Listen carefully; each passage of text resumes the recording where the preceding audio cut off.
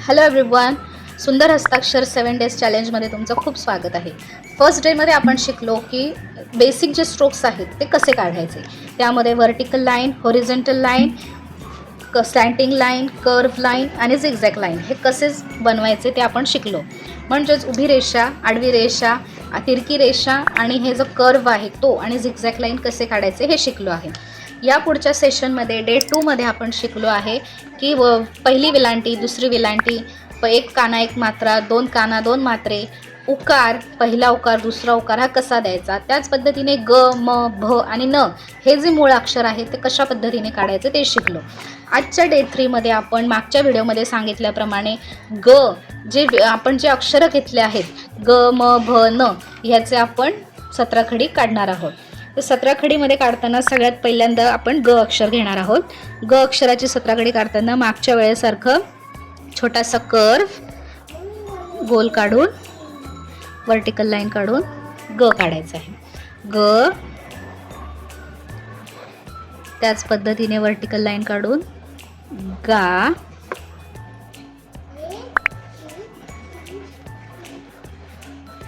अशा पद्धतीने vertical line काढून स्लँटिंग लाईन काढायची आहे. गी, दुसरी वेलांटी सुद्धा छोटासा कर्व आणि स्लँटिंग लाईन गी. गू काढताना सुद्धा स्लँटिंग लाईन थोडीशी आणि अशा पद्धतीने द्यायचं आहे. ग आणि दुसरा उकार गो,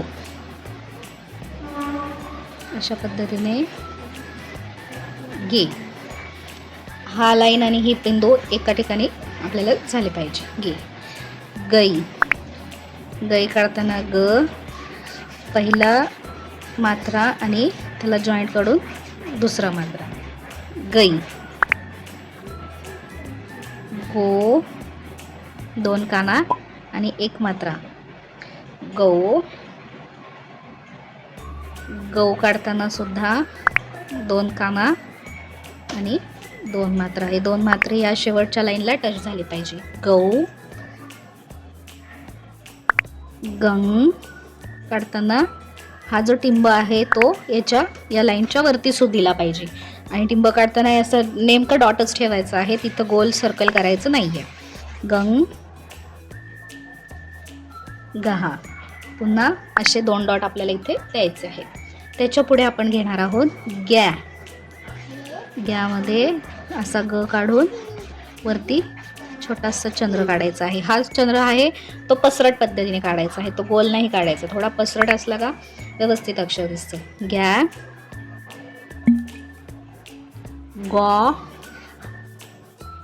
या दोन जे मात्रा आहेत, काने आहेत, त्या कानेच्या बरोबर मध्यभागी हा गॉ आला पाहिजे. पुढचं अक्षर आहे गृह. आपण जे अक्षर म्हणतो गृह म्हणजे गृह, तेव्हा आपण हे अक्षर वापरतो. तर ह्याला गृहकार देताना हा छोटासा कर्व इथं खाली असा आला पाहिजे, याला म्हणतात गृहकार. आणि ग्र, ग्र म्हणजे वर्ग वगैरे आपण वापरतो तेव्हा आपण हा शब्द वापरतो. तर ह्याला काय करायचं आहे, तर अशा पद्धतीने पहिला ग काढून घ्यायचा आहे आणि रफार द्यायचा आहे. रफार द्यायचा आहे म्हणजे हा जो कर्व आपण इथे खाली दिला आहे तोच कर्व आपल्याला वरती द्यायचा आहे. वर्ग, अशा पद्धतीने आपण हा ग लिहायचा आहे. ही झाली आपली ग ची 17 खडी. यानंतर जे अक्षर आपण घेणार आहोत ते आहे म अक्षर. म अक्षरमध्ये आपण व्हर्टिकल लाईन, छोटासा गोल आणि अशा पद्धतीने लिहायचं आहे. म नंतर येतं मा. व्हर्टिकल लाईन, छोटासा गोल. हे जे काने आहेत ते समान अंतरावर असले पाहिजे, त्यामुळेच आपण पहिल्या सेशनमध्ये व्हर्टिकल लाईनची प्रॅक्टिस घेतली होती. मा. पुढे येतं मी. मी अक्षर लिहिताना छोटासा कर्व आणि स्लँटिंग लाईन. दुसरा मी, त्याला सुद्धा छोटासा कर्व आणि स्लँटिंग लाईन. मी. मो, ला कर्व करायचा आहे. एक गोष्ट लक्षात ठेवायची आहे की जेव्हा हा उकार येतो तो मूळ अक्षराला जॉईंट नाही झाला पाहिजे. दुसरा मो खाली घेऊन अशा पद्धतीने काढायचा आहे. मो, मे, मै. हे दोन्ही जे मात्रे आहे ते ह्या लाईनला डॉट जॉईंट झाले पाहिजे. मै, मो,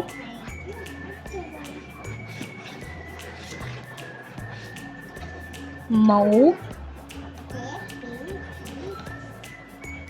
मग. अशा पद्धतीने एक डॉट द्यायचा आहे. आणि लास्टला आहे महा. महाला सुद्धा अशा पद्धतीने 2 डॉट द्यायचे आहे. पुढचे जे 17 कडीमधलेले अक्षर आहेत ते आहे मॅ. मॅ लिहिताना सुद्धा अशा पद्धतीने वरती अर्धचंद्र द्यायचा आहे. मॅ, मॉ. या 2 कान्याच्या मध्यभागी आपला आला पाहिजे. मृ. हा जो गृकार आहे तो अशा पद्धतीने खाली कर्व करायचा आहे. आणि लास्टला आहे रमो, रफार. रफार देताना आपण हा असा हाफ सर्कल वरती काढायचा आहे. नेक्स्ट जे अक्षर आहे ते आहे न. न अक्षर काढताना आपण छोटासा गोल पहिले काढणार आहोत. 30 लाईन पुढे करून वर्टिकल लाईनला जॉईंट करून आपण अशा पद्धतीने न काढणार आहोत. न, ना. विलांटी काढताना कर्व आणि स्लॅन्टिंग लाईन. कर्व काढताना स्लॅन्टिंग लाईन. No, no. दुसरा नो. ने, नाही. हे दोन्ही जे मात्रे आहेत ते ह्याला जॉईंट झाले पाहिजे. ने, नो, नऊ, नन, नहा. पुढे आहे नॅ. हा पसरट गोल असला पाहिजे. नॅ नंतर येतो नॉ, मृ आणि लास्टला आहे रफार देऊन नृ. अशा पद्धतीने आपली न ची 17 कडी ही झालेली आहे. त्याच्या पुढचं अक्षर आहे ते आहे भ. भ अक्षर काढताना छोटासा गोल खाली वर्टिकल लाईन एक. भ, भा. पहिली विलांटी देताना कर्व आणि पुढे एक स्लॅन्टिंग लाईन. भी. भीला सुद्धा सेम पद्धतीने आपण करायचं आहे. भूला पुढं छोटासा कर्व द्यायचा आहे. भू, भे, भई, भो, भौ, भम, भा. पुढचं जे अक्षर आहे ते आहे भ्या, भ, भू. भ्रुकार घ्यायचा आहे. आणि नेक्स्ट आहे तो आहे रफार. भ्रू. जेव्हा आपण गर्भ वगैरे शब्द वापरतो तेव्हा याचा उपयोग होतो. या सेशनमध्ये आपण बघितलं ग, म, न आणि भ ची 17 खडी ही कशी काढायची आहे. त्याच पद्धतीने आपण आता नवीन काही अक्षरसुद्धा या सेशनमध्ये शिकणार आहोत. तर सगळ्यात पहिलं लेटर आहे ते आहे प. प अक्षर लिहिताना आपण सगळ्यात पहिल्यांदा अशा पद्धतीने कर्व काढून घेणार आहोत आणि तो पुढं असं जॉईंट करायचा आहे. तुम्ही बघू शकता अशा पद्धतीने प आपण काढून घ्यायचं आहे. अशा पद्धतीने तुम्ही बघू शकता. सगळ्यात पहिल्यांदा आपल्याला छोटीशी वर्टिकल लाईन काढून छोटा कर्व काढायचा आहे. त्याच्या पुढे आपल्याला मोठा एक वर्टिकल लाईन काढून शिरोरेषा काढायची आहे. या पद्धतीचा प काढायला आपल्याला सोपा जाईल. प हे मूळ अक्षर जर आपल्याला आलं तर ह्याच्या पुढचे जे अक्षर आहेत श, ण आणि फ हे अक्षर काढायला सोपं पडतं. अशा पद्धतीने प हे अक्षर आपण काढून घ्यायचं आहे. पहिले छोटी वर्टिकल लाईन, मग छोटा कर्व आणि त्याला समांतर अशी मोठी वर्टिकल लाईन. शिरोरेषा ही पूर्ण व्यवस्थित आपल्याला अक्षराला द्यायची आहे. या पद्धतीने आपल्याला प ची ही अर्धा पेज तरी सराव करायचा आहे. नेक्स्ट आपला जो आहे तो आहे श. सेम जसं आपण प काढला त्याचप्रमाणे आपल्याला श काढायचा आहे. सगळ्यात पहिल्यांदा छोटी वर्टिकल लाईन, छोटा कर्व, त्याला समांतर अशी मोठी वर्टिकल लाईन आणि पुढे जे देणार आहे ते आहे छोटीशी तिरकी रेषा. प च्या मध्ये ही तिरकी रेषा दिला का तो आपला श तयार होतो. श षटकोनाचा आपण इथे काढत आहोत अशा पद्धतीने.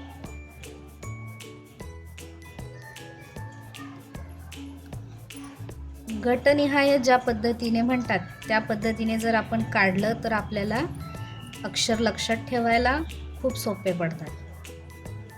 या पुढच्या सेशनमध्ये आपण गटनिहाय पद्धतीने कुठले कुठले मुळाक्षर येतात ते सुद्धा बघणार आहोत. त्यामुळे तुम्ही व्हिडिओ पूर्ण बघा.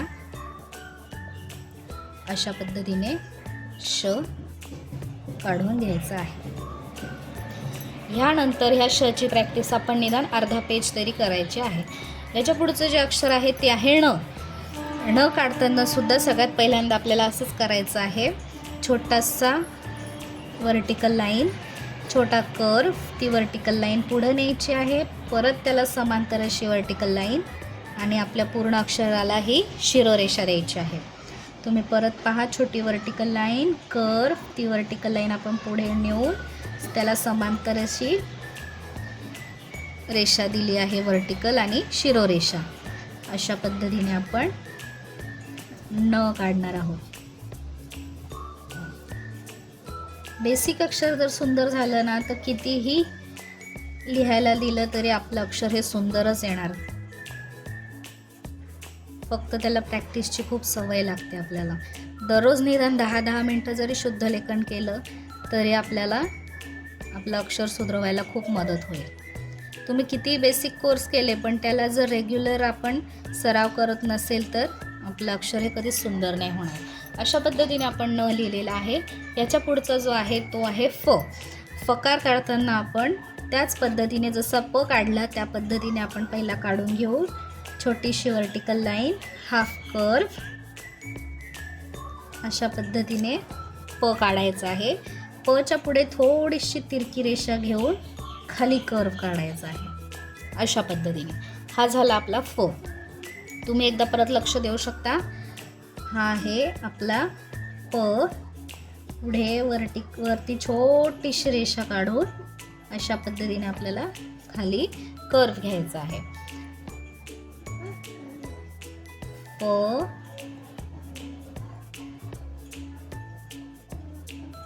प, प,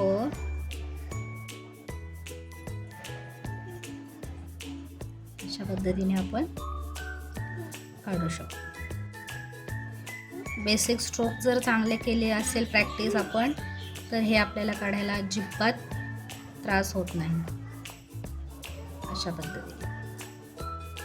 अशा पद्धतीने आपण प, श, ण आणि फ हे 4 अक्षर मूळ जे अक्षर आहेत ते कसे लिहायचे ते आपण शिकलो आहोत. याच्या पुढच्या व्हिडिओमध्ये आपण ह्या अक्षरांची 17 खडी ही कशा पद्धतीने लिहायची ते बघणार आहोत.